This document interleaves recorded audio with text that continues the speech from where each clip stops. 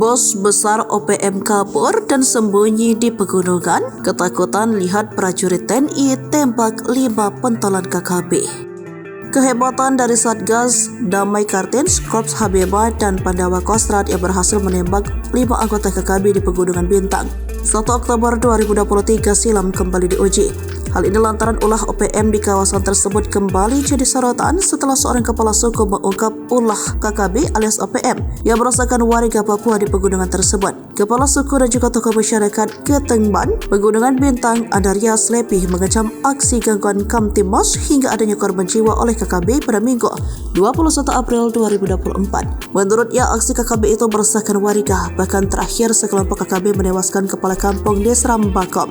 Andarias pun meminta aparat bertindak tegas terhadap para pengganggu keamanan yang ada di Pegunungan Bintang. Kepala suku ini pun berterima kasih kepada aparat TNI dan Polri yang selalu memberi rasa aman dan merespon cepat aduan masyarakat, meski banyak TNI yang meninggal dalam menjalankan tugas. Dikabarkan setelah mendengar kabar aksi dari prajurit TNI yang tergabung dalam Satgas Kartens dan Korps Habema, hal tersebut membuat panik bos KKB atau OPM Pegunungan Bintang. Terlebih lagi sejumlah anggota OPM yang berupa pentolan itu sudah ada yang ditembak prajurit TNI. Tentunya kabar tersebut yang membuat panik bos BES OPM yang sembunyi di daerah Pegunungan Bintang.